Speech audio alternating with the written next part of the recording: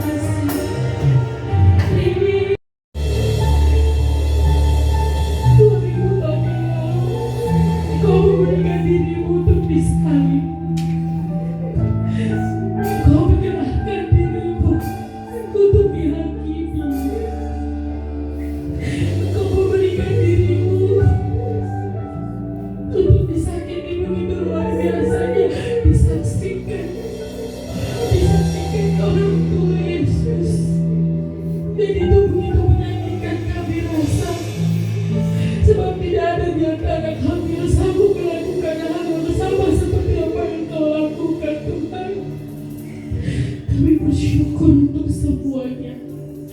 Kami bersyukur untuk karya salib-Mu ini. Kami bersyukur untuk karya salib-Mu yang menembus semerah apapun dosa kami, sekental apapun darah dosa kami Tuhan. Kau yang maha mengampuni, Kau yang maha menyucikan setiap dosa-dosa kami saat kami mau datang kepadamu penuh dengan pertobatan di hadapan-Mu Tuhan. Salib-Mu menyucikan kami Tuhan. Dan terima kasih untuk pujian yang telah kami naikkan, dan kami percaya sudah menguatkan hati kami dan mengingatkan kami kembali akan setiap karya penebusan-Mu dalam kehidupan kami. Kami pun rindu tanah hati kami ditaburi oleh kebenaran firman-Mu. Tumbuh dalam pikiran hamba-Mu yang akan berdiri di tempat ini. Tuhan memberitakan firman-Mu dan kami akan mendengarkan firman-Mu. Mari juga kuasai kami dengan kuasa Roh Kudus-Mu agar kami mampu menerima dengan baik dan kami mampu mengimplementasikan semua apa yang kami terima itu dalam kehidupan sehari-hari kami Tuhan. Terima kasih Tuhan Yesus, kami bersyukur dalam nama Tuhan Yesus. Haleluya. Amin. Bahwa Yesus apa arti hidupku? Kalau kita bertanya kepada Tuhan Yesus apa arti hidupku, maka pengorbanan Yesus di atas kayu salib itulah yang jadi artinya. Kita bisa membayangkan ketika kita bertanya apa sih arti hidupku, kenapa kok hidupku seperti ini terus, maka Yesus memberikan jawaban, inilah pengorbananku di atas kayu salib.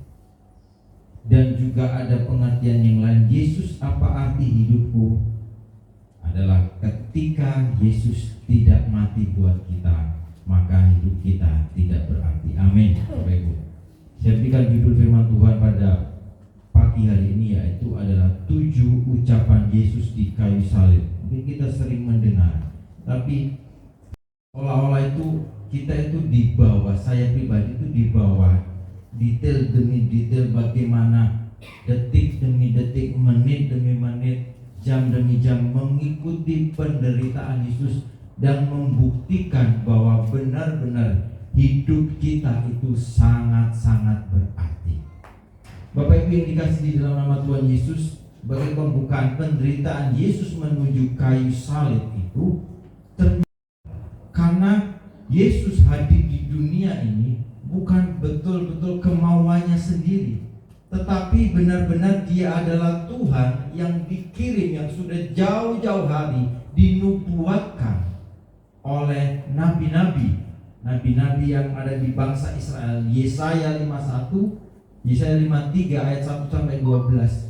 Sedangkan Yesaya itu ditulis antara tahun 700 sampai 680 sebelum Masehi.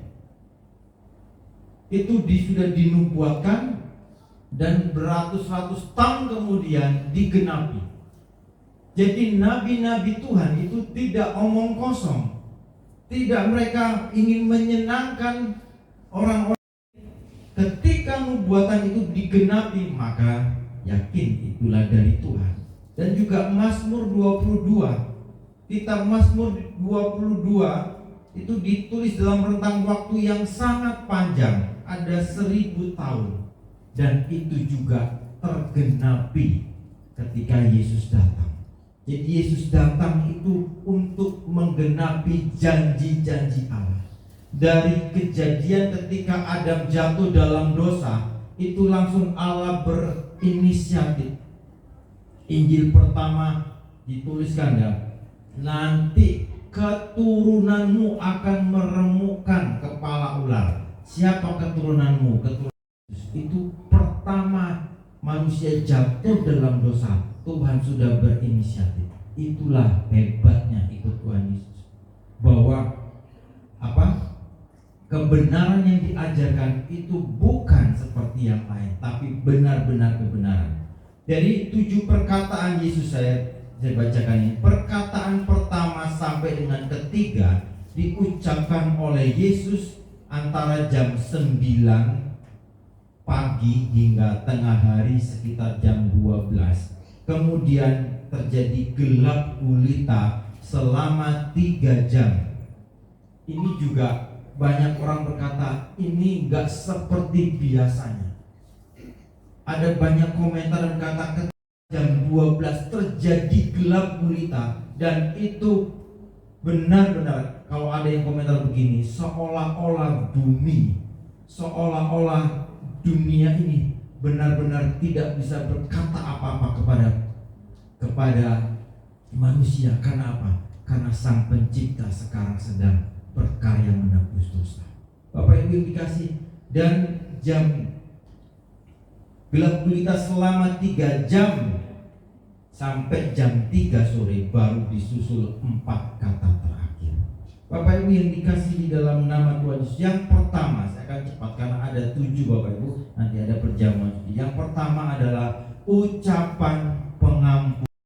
7 ucapan ini istilahnya itu belum dari Jalan Via Dolorosa, belum ketika menghadap Mahkamah Agama, belum menghadap Pilatus. Jadi benar-benar penderitaan Yesus itu memberi jawaban bahwa arti hidup manusia berdosa di hadapan Tuhan itu seperti sampai sedemikiannya dia rela mengorbankan diri. Yang pertama adalah ucapan pengampunan. Dalam Lukas 23 ayat 34 dikatakan, "Ya Bapa, ampunilah mereka, sebab mereka tidak tahu apa yang mereka perbuat." Bapak Ibu, tentang pengampunan dalam doa Bapa kami juga diajar, jika engkau tidak mengampuni, aku pun tidak mengampuni. Ada di Yesus lebih lagi Bapak Ibu. Yesus tahu apa yang dilakukan orang-orang ini. Mungkin juga mereka nggak tahu, prajurit mungkin hanya mengikuti atasan. Tetapi Bapak Ibu, ada satu yang mereka tidak tahu. Mereka mungkin merasa bahwa mereka benar-benar melakukan kebenaran. Mereka benar-benar melakukan tindakan yang tepat. Karena Yesus dianggap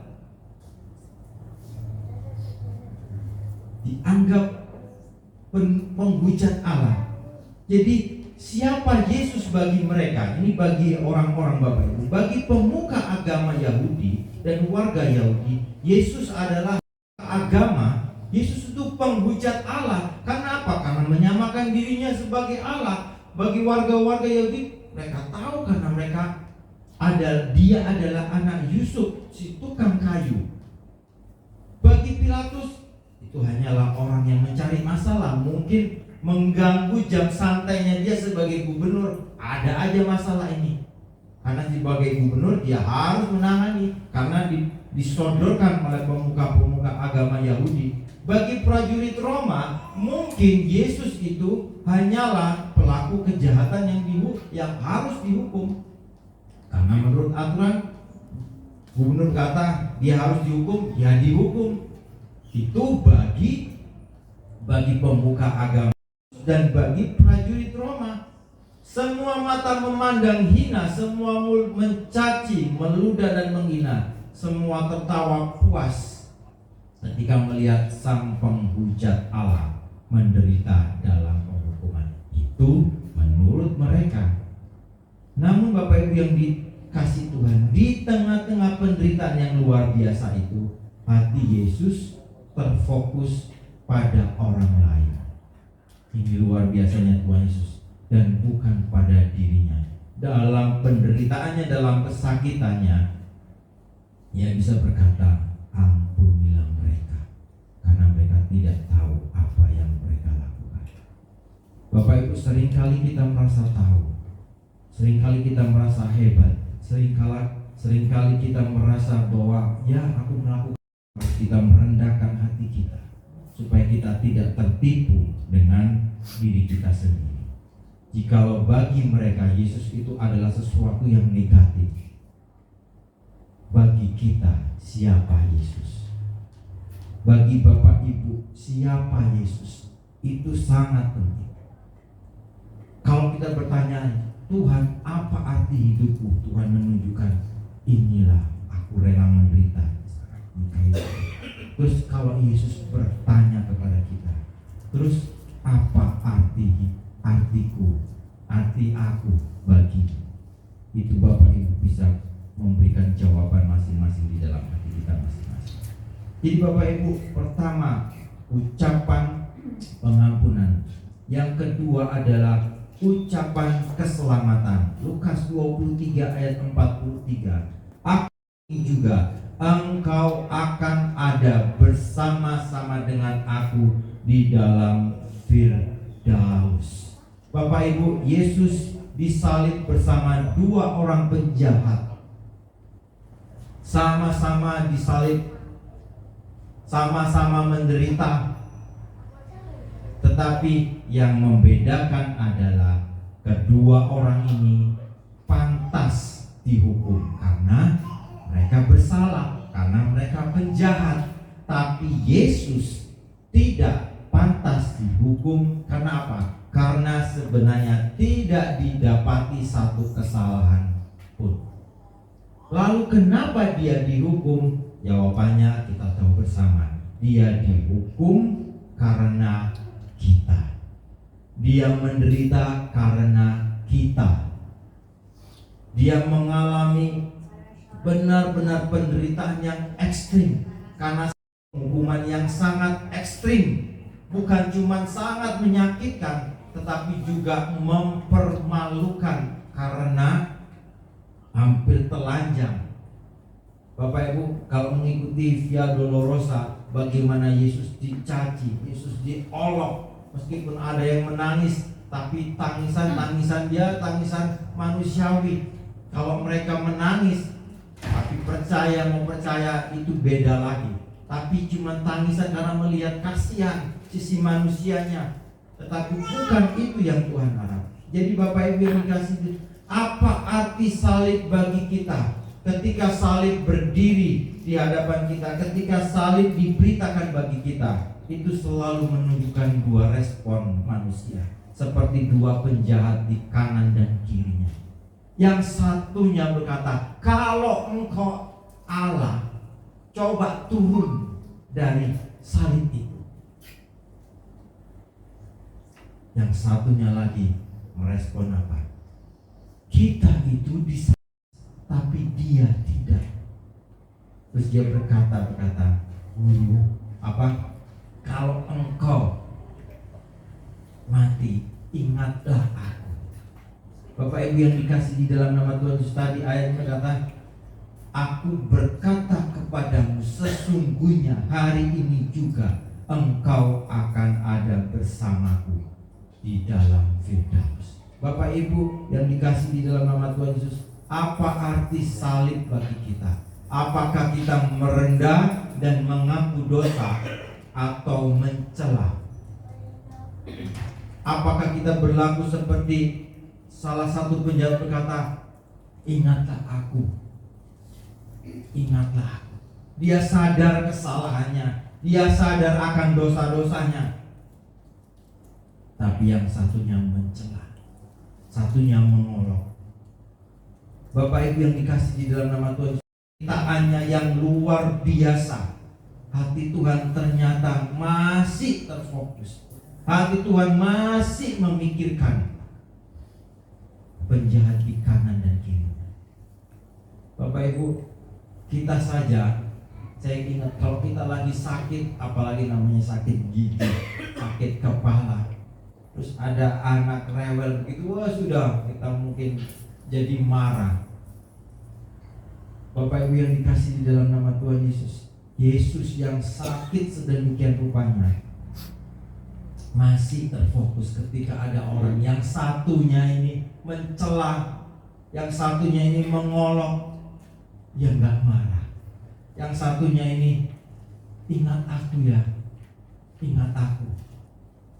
Bapak Ibu yang dikasih di dalam nama Tuhan Yesus, ini membuktikan ketika saya menyiapkan ini, saya melihat benar-benar kalau Allah ada, itu adalah Allah yang menunjukkan kasih.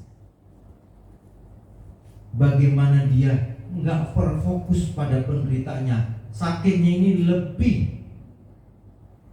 dari apa yang bisa diderita oleh orang. Jadi apa arti salib bagi kita? Yang ketiga Bapak Ibu adalah ucapan kepedulian, ucapan kasih dan kepedulian.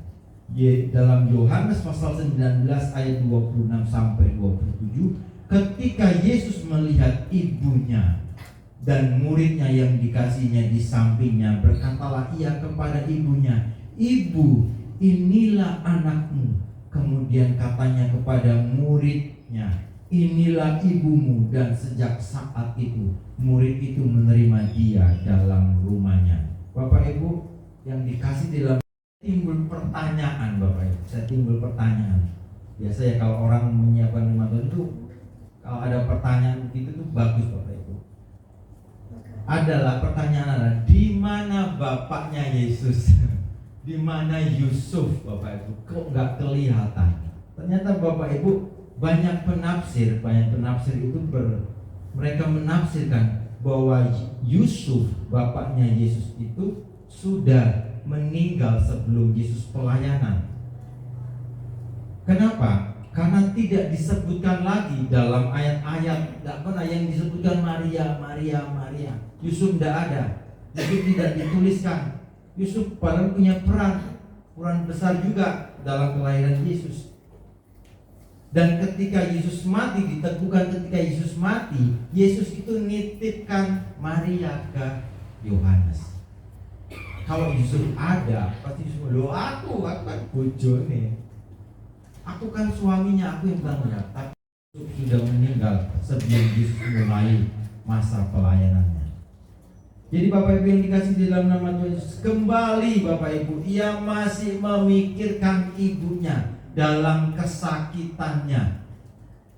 Bapak Ibu kalau bilang kesakitan untuk Yesus ini, itu sudah lebih dari kesakitan. Nanti paku di sini, terus ketarik begini, ini bisa narik ke sini. Jadi Bapak Ibu bukan di sini ya. Kalau di sini bisa keluar dari sini Bapak Ibu, tapi di tulangnya sini. Ada komentar berkata bahwa setiap hembusan nafas itu antara sakit, antara hidup dan mati. Jadi Bapak Ibu yang di dalam, bagaimana perasaan ibunya yang ketika melihat seorang anaknya yang lahir dari perutnya, yang dirawat, yang digendong, yang diasuh, tapi benar-benar dipermalukan oleh dunia. Dan sekali lagi, inilah arti hidup kita di hadapan Allah. Jadi Bapak Ibu yang dikasih di dalam nama Tuhan Yesus, Maria menyaksikan dari dekat. Jadi setiap detik dia bisa tahu. Mungkin Yesus kata hembusan nafas, kesakitannya, Maria tahu. Sehingga bapak-bapak gereja memberikan penghargaan bahwa Maria ini sebagai orang kudus. Bapak Ibu yang dikasih di dalam yang manusiawi, dia panggil ibu, dia ingat ibunya. Tetapi itu sekaligus bersifat ilahi, karena Yesus sedang membangun sebuah keluarga baru, keluarga yang tidak lagi ditentukan oleh darah, melainkan oleh kasih dan ketaatan kepada Allah. Kenapa? Yesus berkata, "Yohanes, inilah ibu." Yohanes tidak lahir dari kandungan Maria, tetapi Yohanes lahir dari kasih kepada Tuhan. Mereka adalah keluarga iman, sehingga Bapak Ibu, salib bukan hanya tempat bagi penebusan dosa, tetapi juga menjadi tempat lahirnya sebuah komunitas baru, yaitu gereja ibu. Bapak Ibu yang dikasih di dalam nama Tuhan Yesus Kristus, ucapan kasih dan kepedulian masih ditunjukkan Yesus dalam penderitaannya di atas kayu salib. Bapak Ibu yang dikasih di dalam nama Tuhan, kalau kita ngomong sebelahan begini, bahkan sebelah saja kita mungkin ngomong gak krungu. Betul ya Bapak Ibu ya, gak dengar. Tapi Yesus ini di salib yang cukup tinggi, terus di outdoor, di luar, di bukit Golgota yang mungkin ada angin, Bapak Ibu, saya membayangkan bagaimana Yesus mengumpulkan tenaganya untuk berkata-kata, dan ternyata setiap kata-kata itu memiliki makna yang luar biasa. Yang keempat adalah ucapan penghargaan. 46 dan Markus 15 ayat 34. Allahku, Allahku, mengapa engkau meninggalkan aku? Jadi Bapak Ibu yang dikasih dalam ini juga menggenapi Mazmur 22 ayat 2. Jadi Allahku, Allahku, mengapa engkau meninggalkan Yesus? Apa yang dialami Yesus saat itu ketika dia berkata, Allahku, Allahku, mengapa engkau meninggalkan aku? Bapak Ibu, ternyata bagi seorang Polekimus, jadi Polekimus itu adalah orang yang suka berdebat, orang yang suka berpikiran yang keluar dari aturan yang dari ini ya, seperti ini. Tapi yang mereka berpikiran keluar. Mereka berpikiran nyeleneh untuk apa? Untuk mengkritik. Sehingga mereka berkata, itu loh, sebenarnya Yesus tidak rela untuk mati. Apa buktinya? Buktinya dia berkata bahwa Allahku, Allahku, mengapa engkau meninggalkan aku? Bapak Ibu yang dikasih, orang-orang yang suka mengkritik tanpa memperhatikan rentetan-rentetan peristiwa yang mendukungnya. Bapak Ibu, mereka cuma hanya memikirkan keuntungan. Ketika mereka mengkritik, mereka bikin buku, mereka bikin film, dan ini juga difilmkan, dibikin novel bahwa Yesus tidak rela untuk mati. Caranya Yesus bukan tidak rela untuk mati. Yesus rela untuk mati. Jadi Bapak Ibu yang dikasih di dalam nama Tuhan, kenapa Yesus berkata demikian Bapak Ibu? Yang Yesus alami adalah bukan penderitaan fisiknya, yang dia sangat-sangat benar-benar merasa berat adalah penderitaan rohaninya Bapak Ibu. Sangat-sangat mendalam, sehingga dia berkata, Bapakku, Bapakku, mengapa engkau meninggalkan aku? Jadi Bapa harus membuang mukanya karena anaknya dalam keadaan berdosa. Firman Tuhan berkata, Yesus dijadikan berdosa. Waktu itu adalah sebuah waktu di mana seolah-olah terjadi perpisahan antara Bapa dan dengan anaknya. Bapak Ibu yang dikasih dalam Tuhan, relasi yang kekal dalam kekekalan Bapa dan anak itu tidak pernah terpisah. Tapi pada waktu disalib, Yesus merasa sendiri. Bapak Ibu mungkin pernah merasakan sudah berdoa, tapi kok rasanya Tuhan jauh, rasanya kok susah merasakan hadirat Tuhan. Bapak Ibu yang dikasih di dalam nama Yesus, mungkin ada keadaan yang lain, tapi Yesus yang alami ini benar-benar dia ditinggalkan. Karena apa? Karena dia dijadikan dosa. Dia tidak pernah mengalami Bapa memalingkan mukanya daripadanya. Dia merasa bahwa kenapa engkau meninggalkan aku? Bapak Ibu yang dikasih di dalam nama Tuhan Yesus, Martin Luther, teolog abad 16 yang berasal dari Eropa, pernah memikirkan ayat ini Bapak Ibu. Dia selama berjam-jam memikirkan ayat ini sambil memukul dadanya dan berkata, siapakah yang dapat mengerti bahwa Allah meninggalkan Allah? Jawabannya adalah tidak ada yang mengerti. Bapak Ibu yang dikasih di dalam nama Tuhan Yesus, tidak ada yang bisa mengerti Allah meninggalkan Allah. Pak Stephen Tong ya kepalanya, tetapi karena dosa harus terpisah. Jadi kalau Bapak Ibu yang dikasih di dalam nama Tuhan, ketika kita jauh dari Tuhan, kita masih merasa tenang, merasa aman, merasa damai, Bapak Ibu, maka kita harus hati-hati. Harus hati-hati. Karena apa? Karena sebenarnya kita dibawa jauh meninggalkan Tuhan. Yesus untuk berapa detik dia berkata, Bapa, mengapa engkau meninggalkan aku? Jadi Bapak Ibu, mari kita yang jauh datang kepada Tuhan, cari Tuhan. Jangan dibiarkan kita. Di dalam Yohanes pasal 19 ayat 28 dituliskan, aku haus.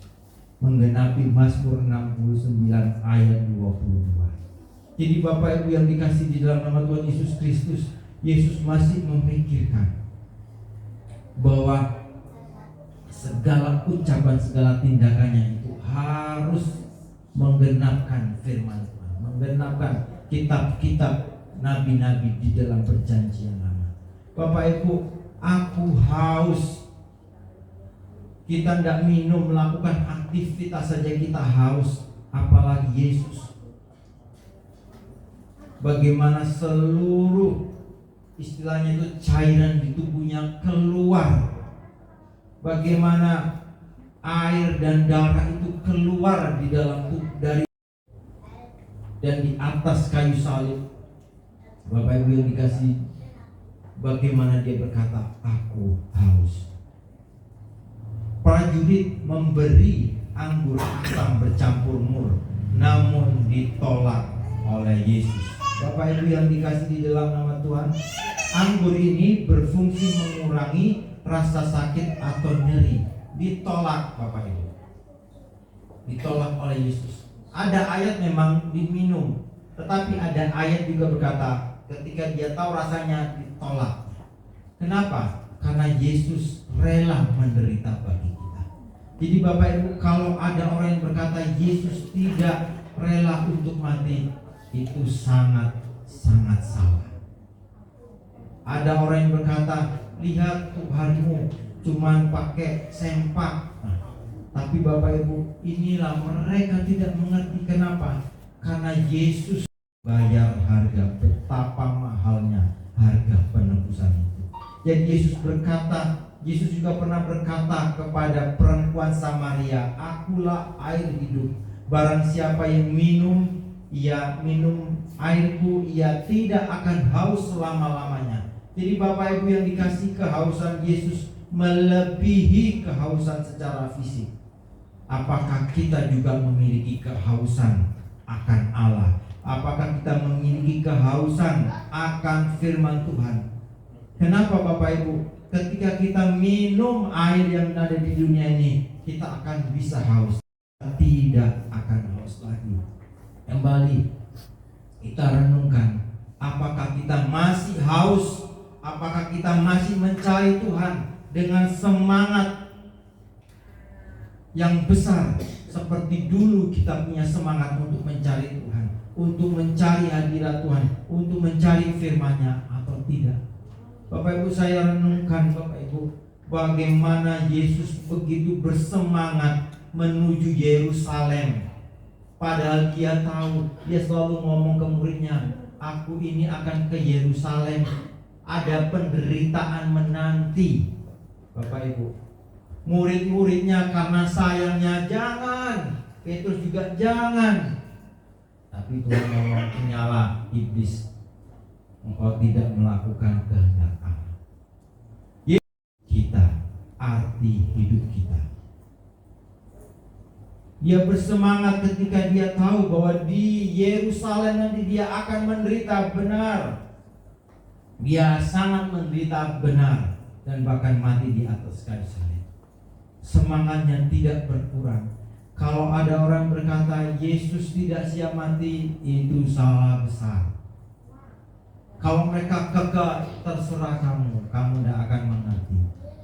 Sama seperti Bapak Ibu, ketika pemuka agama berkata bahwa Yesus itu penghujat Allah, orang-orang berkata, iya salibkan dia. Mereka semua serempak karena mayoritas berkata salibkan Yesus, bebaskan Barnabas. Padahal Barnabas itu benar-benar jahat. Mereka semua berkata demikian. Mereka semua semangat. Mereka berkata, aku melakukan berkuasanya orang Romawi. karena superiornya pemuka agama Yahudi, tetapi Yesus datang itu untuk menggenapkan firman Tuhan. Jadi kalau ada orang yang berkata aku tahu, tapi dia tidak datang sujud di hadapan Tuhan, itu berarti dia tidak tahu. Jadi apakah kehausan kita masih ada dan sama? Yang keenam, Bapak Ibu, ucapan kemenangan.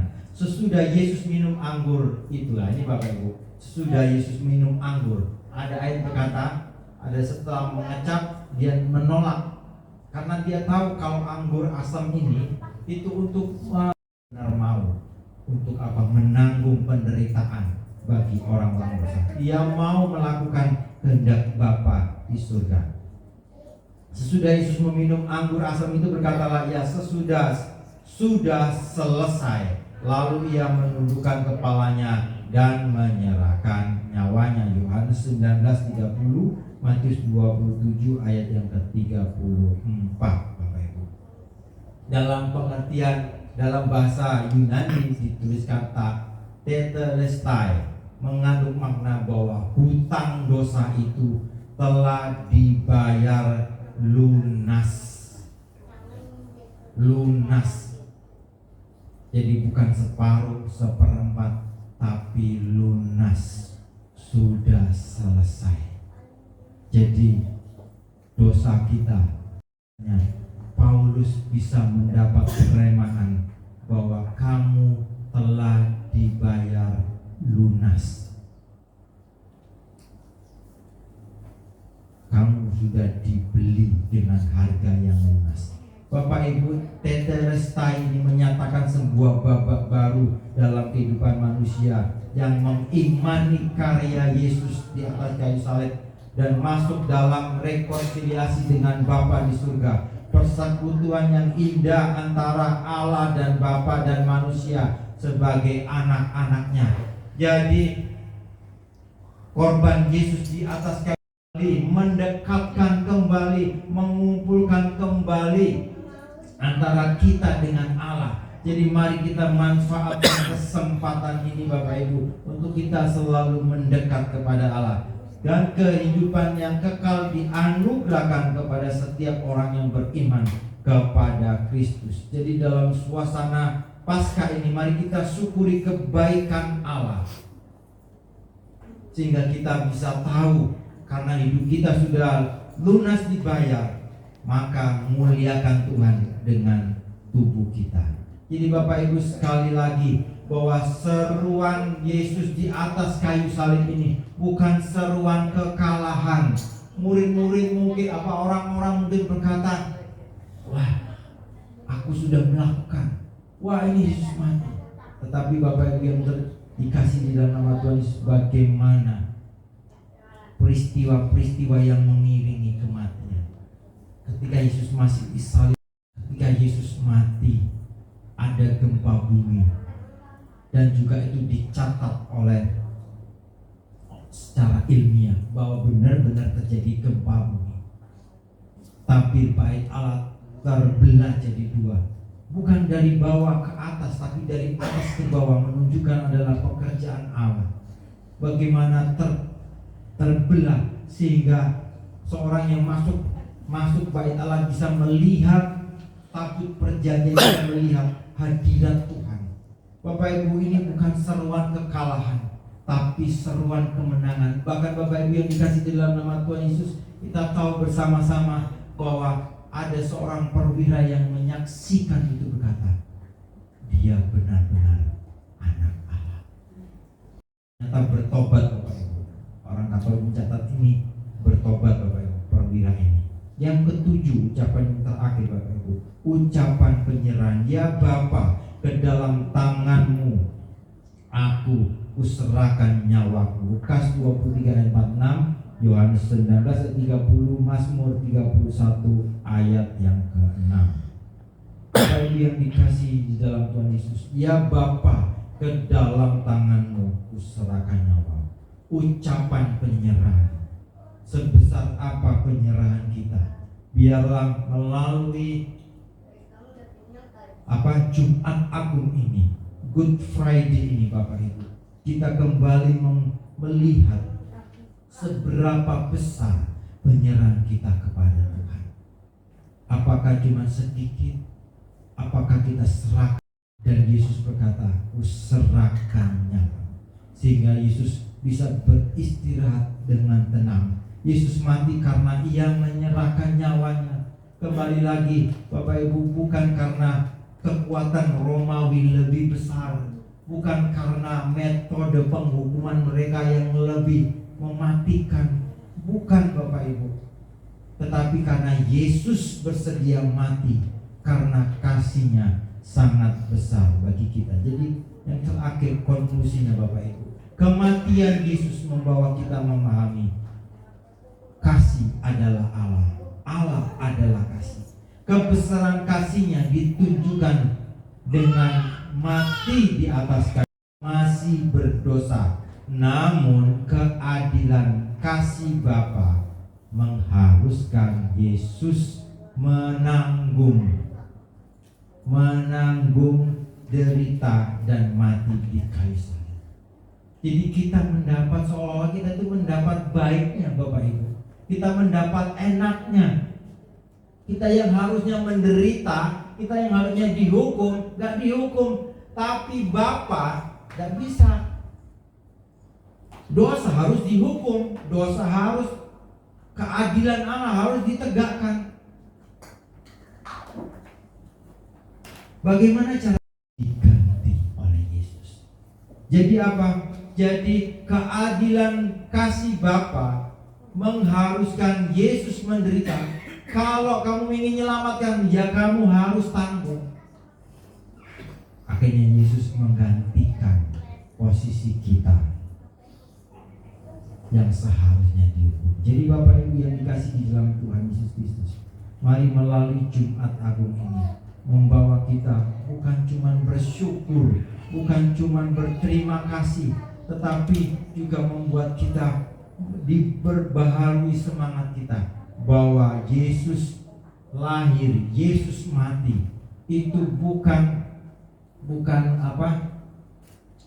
karena kehendaknya, tetapi itu adalah bukti janji-janji Allah. Segalanya yang sudah dituliskan, yang sudah dirancangkan sejak zaman Adam dan Hawa di Eden ketika jatuh dalam dosa.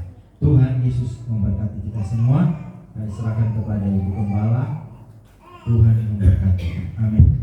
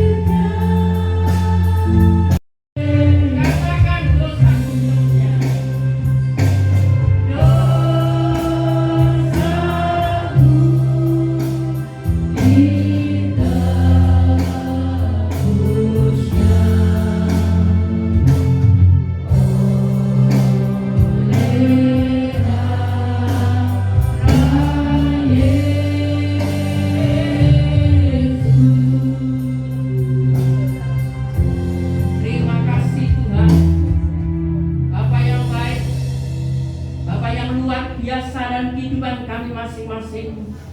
Terima kasih buat perkataan salib, 7 perkataan yang 8. Karena kasih-Mu, karena kuasa-Mu, karena pengorbananmu, Engkau telah menghapus semua dosa-dosa kami. Dan saat ini Tuhan, berkati hamba-Mu yang telah membawakan firman Tuhan. Pakai di mana dia berada, jadikan alat-Mu. Nama Tuhan ditinggikan, dipuji, dimuliakan, dibesarkan. Kami datang dengan berbeban berat, ulang mendapat kelegaan daripada Engkau. Karena kami tahu bahwa pengorbanan-Mu adalah merupakan kasih Kristus yang luar biasa. Terima kasih Tuhan. Terima sebentar lagi kami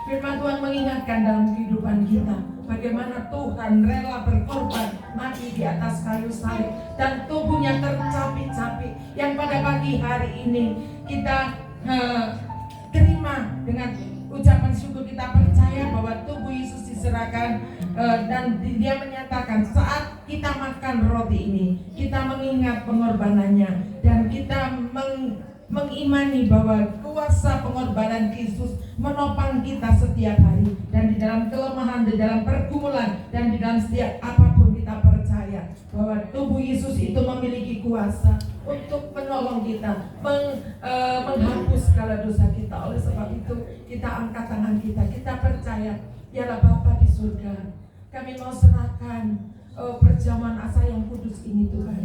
Darah Yesus di atas kayu salib untuk menebus segala dosa-dosa dan kesalahan kami. Oleh sebab itu Tuhan, kami akan menikmati tubuh dan darah Yesus sebagai Tuhan lambang dari pengorbanan Yesus di atas kayu salib. Dengan iman kita katakan di dalam nama Tuhan Yesus Kristus, dan makan dan nikmati tubuh Yesus. Haleluya.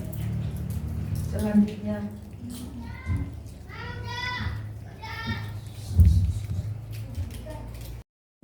tetapi atas kasih dan pengorbanan Yesus, melalui darahnya dosa kita diampuni dan hubungan kita dengan Allah dipulihkan, dan kita menerima hidup yang baru di dalam Yesus.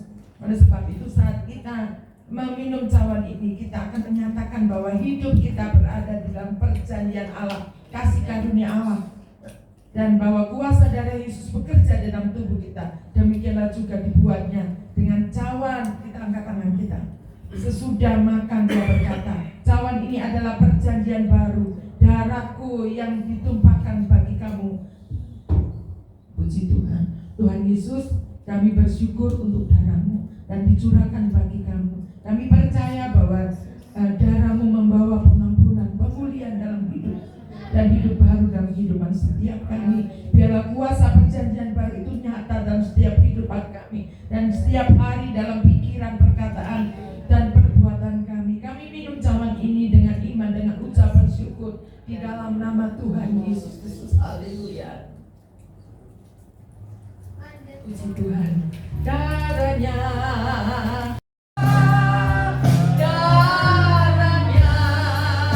tebus saya. Katakan darahnya Tuhan kuasa. Oh darahnya. Sudah menerima tubuh dan darah-Mu.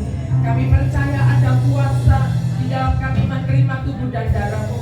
Yang sakit pagi hari ini disembuhkan, yang lemah pada pagi hari ini dikuatkan, yang ada dalam permasalahan pada pagi hari ini kami yakin dan percaya lewat tubuh dan darah-Mu kami dibebaskan, kami dimenangkan. Terima kasih Tuhan atas pengorbanan-Mu, terima kasih atas segala kebaikan-Mu, terima kasih Tuhan atas segala apa yang Kau sudah kerjakan dalam setiap kehidupan kami. Terima kasih buat ibadah yang diberkati Tuhan pada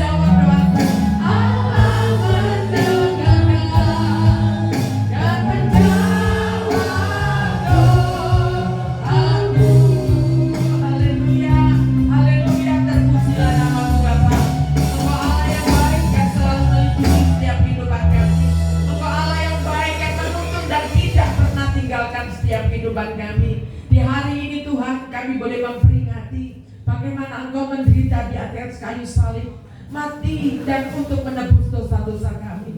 Tuhan, apa yang kami boleh balas dalam kehidupan ini, biarlah kami boleh kenang, kami ingat dan kami lakukan apa yang Kau mau dalam kehidupan kami. Kami mau setia, cinta, korban buat kami. Tuhan, ampuni kami Tuhan, kalau selama ini kami kurang setia, kalau kami selama ini kurang cinta akan Engkau. Biarlah hari-hari ini sesuai dengan firman-Mu, bagaimana 7 perkataan-Mu di atas kayu salib itu membuktikan Tuhan bahwa Engkau rela mati untuk kami, Engkau rela menderita untuk kami, Engkau rela dicapik-capik begitu rupa untuk kami. Tuhan, apa yang menjadi balasan dalam setiap kehidupan kami. Terima kasih Tuhan, ampuni kami ya Tuhan. Kami percaya lewat tubuh dan darah-Mu menjadi satu kesaksian buat setiap kehidupan kami, bahwa kami, oh Tuhan, ditebus bukan dengan harga yang murah, tetapi dengan harga yang sangat mahal Tuhan. Biar terus kami percaya bahwa kuasa darah-Mu sudah menolong dalam setiap kehidupan kami, sehingga kalau sebentar kami pulang dari tempat ini tidak seperti waktu kami datang. Kami pulang dengan membawa kemenangan, kami pulang dengan membawa kelepasan. Yang sakit Tuhan jamah, khususnya Tuhan, kami juga berdoa buat Bapak Nasang, nyatakan terus pertolongan-Mu jamah dalam nama Yesus. Tuhan, sembuhkan Tuhan Bapak Yohanes. Tuhan, kami percaya hari lepas hari kami boleh mendengar kesaksian Bapak Yohanes sudah ditolong oleh Tuhan, dan kami percaya Tuhan terus menolong, memberikan kesembuhan yang sempurna buat Bapak Yohanes. Ibu Titi Tuhan yang juga mengalami sakit, Tuhan Kau jamah dalam nama Yesus, sembuhkan Ibu Titi. Bahkan setiap kami, mungkin kami tidak dapat menyebutkan nama mereka masing-masing, tapi kami percaya pada pagi hari ini lewat kuasa darah-Mu kami disembuhkan, kami dimenangkan, kami dibebaskan, dan dalam nama Yesus kuasa Tuhan bekerja, berkarya dalam setiap kehidupan kami. Beraihlah ibadah yang diberkati. Kami percaya setiap pelayan Tuhan, pemain musik, song leader, singer, hamba-Mu yang melayani firman-Mu, yang menjalankan kolekte, yang menerima tamu, semua diberkati Tuhan. Bahkan yang hadir pada pagi hari ini diberkati oleh Tuhan. Oleh sebab itu kami angkat tangan kami bersyukur, kami damai sejahtera, pertolongan, perlindungan, penyertaan dan kuasa Roh-Mu membawa kami kepada hidup yang penuh dengan kemenangan, hidup yang diberkati oleh Tuhan. Keluarga, anak, cucu, menantu kami diberkati. Bahkan apa yang kami kerjakan dibuat Tuhan berhasil. Di dalam nama Tuhan Yesus Kristus kami percayakan doa kami. Haleluya. Bapa